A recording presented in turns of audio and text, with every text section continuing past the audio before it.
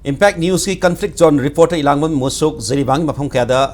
था सिकी तरुक्तगी थोलखिब काम की इरांग नबर मरग थदो वाथोक सिंग रिपोर्टिंग की दमक हौजेग सिकु जरीबांग correspondent विक्रम सिकल लोइनना मफम असिदा अदुमक लेंग्रा लेरी मुसुगमदी विक्रम जरीबांगी और फिल्म लोइनना चीफ मिनिस्टर लाकनी नत्रग लालरोय करियो अपडेट ले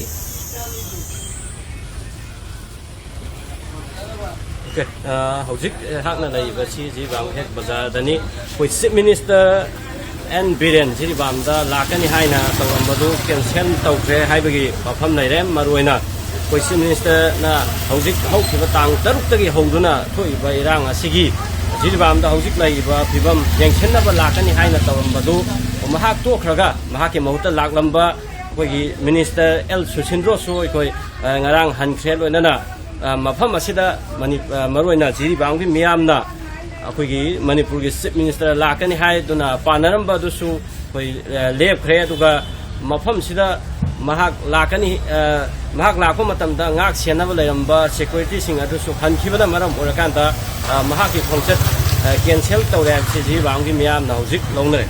अदुमपु हौजिक सि जिरिबांगी कोइन उबदा कैथेल सि जिरिबामदा मौंग ताना हांगबा हौरे इरांग असिगी मतुंगदा हौजिक से नोंग मनोंगी फिबम महौसागी पुंसिदा हंजिलकली हौजिक मरुइना मियामना उइबसी जिरिबामगी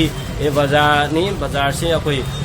हौजिक से नहान मखै थोंग लोनरमगा सोंथि दुकान सिंग अयाम तम तमना हौजिक हांगा कांदा दुकान सिंग महौसागी पुंसिदा तमना तमना हलाए दुगा दुकान से हांगा मियाम नोंमगी मथौ ताबा पोलम चैरम सिंग लैबगी अदुगा ममी सिंग अदुनी मियामना उरिबसी अदुबु मियामनदी चीफ मिनिस्टर लाक्ट्रगसु हजि फावबदा जिरिबांगी इरान सि तमना तन हंजलगना चीफ मिनिस्टर लाकपगी अदुगुलबा वारौनबा नत्रगा नुंगाइतबा सिंगदि पब्लिक तगी करी वाफम लई पब्लिक की वाफम करी अदुगी नुंगाइतबा जांग थुदे मथंग मथंग हाइजा मियाम सुम पब्लिक ओपिनियन लौजरके मेन ओइना अखोई हौजिक से जिरिबामदा महौसागी पुंसी हंजले आइसे अखोई मेन टाउन की एरिया खकनी मेन ओइना इरांग थोइबा बोरोबकागी साइकल ददी हौजिक फावबा अखोई इम्फाल दगी रिइंफोर्समेंट लाखिबा अखोई स्टेट फोर्स अमता अखोई हाइबा बोरोबकागी साइकल दुदा संगगा लैबा ngamdri इवन यौसनबबु ngamdri हाइतारे अदुना कोइ ला थारखिबा सिफाइसिंग अदु अखोई जिबाम मेन टाउन ngaknaba khaki ओयबाइबसी अखोई जिबामगी मियामना फुंगदोंना वाफम मेदो अफे जिबामगी मियोय खरगा सुम वारि साबगी तंजा दोगे अखोई जिबामदा चीफ मिनिस्टर लाकनी हाइबसे हजिक लारोय हाइबगी वाफम जेकन फुंगदोंना हाइता सिदा करी फावबी जम नुंगाइतबु फाव केनोदि जिरिबामदा इरांग से तमना तमना हानदगी इरांग से कंजलकपनिना अदुना जम नुंगाइतबु फाव ओके मेन ओइना जिरिबामगी मियाम नदी अखोई हौखिबा नुमित खरनी सिदा इरांग तप्पा मालगासु मेन टाउन दा खकनी एरिया खरदि हौजिक सिलेक्टन मक इरांग से थोकपना मरम ओकांदा मखोइददि इरांग से तप्पा लैते मणिपुर की तांग मे अहुमदगी हौइबा इरांग से मनि सितमना तमना खानतोरकपगी ममीदुनी हाइबनी अदु सिदा कोइ मियोय खरगासु सुम नजरगी मारोना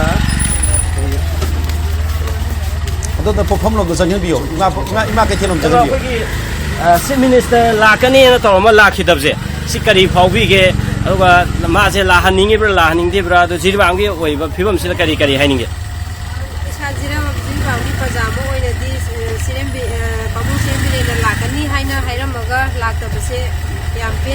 पेनजदे नुंगाइतबा फावि अदुगा हुजिक तौरिबा मफम हाइदि इरांग कोइबा जिरिबामगी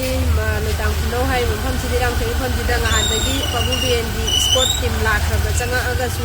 मफम जुदा सतना कोतना मतिक जाबा सिपाइसिंग थाजन बिदबा अदु जो नुंगाइजदे जिरिबामगी पजामा ओइना अदुगा मागी स्पोर्ट टीम हनबिबसिसु नुंगाइजदे खोइदा याम पेनजदे नाखलमरोंदा बुसुक हमजो नाखलमरोंदा बुसुक ओके ताबिब्रा ओके जिरिका वाजि होइदनो असमदगी ओके असमदगी नि हाइरे असमगी मिनदि नुंगायरोय नाखलमरोंदा बुसुक अखोइगी इरांग सिफाइसिंग हनखरगदि इरांग अमु मखा तार थोपा याबि लैबा ताबिब्रा मुसो सिफाइसिंग अयामन हनखगदी मतुंगदा अखोई हौजिक चीफ मिनिस्टर लाकने तोमरो लारोइना तौरेसे सिदा करी फाउबिगे अखोई सिक्युरिटी लेरंबा सिक्युरिटी मैम हनग्रदी मखाता ने इरांग जे थोलकनी हाइबगी सिंगनाबा लेब्रा कमाय तो CM लाकने तौर लामदबसिमदी जिरी प्रजा से पूरा अपंग सिबगा चमानारे कइनोदी वारी से साथी वारे बजिरी जे अदु लागा आइदि स्पोर्ट ओइबो मफम बेग्राद ओइबो फिबम को मई मयाम युम लैतना चेनारिबा angang nubi मैम लेबम लैत्रिबो मैम से तंगदी लागा यंगनि आइदि जिरी ऐसे यम थामनसु लैरे बे मथकदा अतोप मिनिस्टर खंगदे अमा खंगदे मैम आइदि यौबीद्रब मफम अमनेबो मेनोना जिरी बांग मियाम नौजे क्वाइदि वाइ जे करी करी दो वाइ वा बसिदि हिरम खुदिमक लोय वारे आइतारे माइदि मेडिकल खंगदे ट्रांसपोर्टेशन खंगदे लंबी खंगदे थोंग खंगदे अमत मोंग चाबम त लैत्रे जिरी जिदा आइदि अनाब अमत ओरगसु कोइ जिरी हॉस्पिटल लाइन बंगमद्रे सिलचर तांचत पताई लंबी की प्रॉब्लम पैसा की प्रॉब्लम मैम प्रॉब्लम फेस तौरे अदुना तंतंगदी यंगनि आइतारे लागा अदुम मेन ओइना सिक्युरिटी लेरंबंगै हनगिबजे सिसिना मखाता ना इरांग थोलकनी हाइबै सिंगनाबदि लेब्रा इरांग दी एग्जैक्टली हाइबा नमद्रे अदु सिंगनाबा लेब्रा लेतब्रा चिंगनाबदि दुम चिंगनारे हाइतारे आइदि उइरिबो फिबम सिना सिक्युरिटी सु मतिक चाना सु लैबना ते जिरिबामसे इरांग जे थोक तारगदि प्रॉब्लम जे साथिना ओरे ओके ओगा कोइ मा अमरोंदा बसु अखोगी सिक्युरिटी की फिबम दी जिरी टाउन दा उबा फंग ब्रक माइ तौ करम फिबम दले सिक्युरिटी की फिबम ओके सिक्युरिटी से मेन टाउन ओइबा जिरी की एरिया सिदादि स्टेट फोर्स की मतकता सेंट्रल फोर्स सिंगसु अदुमक लै मरुइना एरिया सिदादि अखोई सिक्युरिटी की चप चाबा मथौ तौवे अदुगा मनुंग चंखिबा मफम सिंगदना अखोगी सिक्युरिटी मरुइना स्टेट फोर्स सिंग असे लैरा लैतब्रा हाइबगी मियामदा चौ वहंग ओइबगी वानी इमाबगी ओपिनियन लोगिंग मिनिस्टर लामगा लाकने तो म लाखदबजे एसे किसिल करी फाउबिगे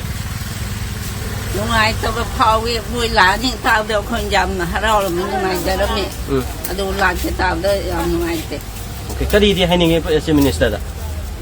तोई दे जी रांग के नियम थाना बागा फौदी ना बायना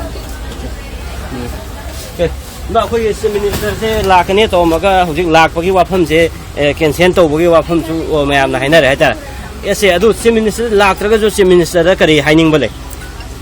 लाक्तबसे अखोई यामना नुंगाइते हाइना हाइनिंगे अदुबु करी हाइसिबे मयाम अखोई जिरिगी इरांगसे निंथनबा करमाइना तौरगा चीफ मिनिस्टरना तौबिनबदु हाइजनिंग नकल अदु हुजिक जिरिबामदा इरांगसे तमना तमना हंथरेन लौबा याब्रा नत्रगा कमाइना तौबे सि हेना लुसलकनेना लौबा याब्रा हुजिक हाना लेरंबा सिफाइजु मयाम हनगरे अदुदि असे अखोई खन हेना लुसलकपा या लೈ हाइना सुहाइ अदु हुजिकी ओइनादि इंथरे हाइबदी हाइनिंगाइ हाइब यादे ओके मेन ओइना सि बांगि मियामदा हुजिक लैबसे सिक्युरिटी हा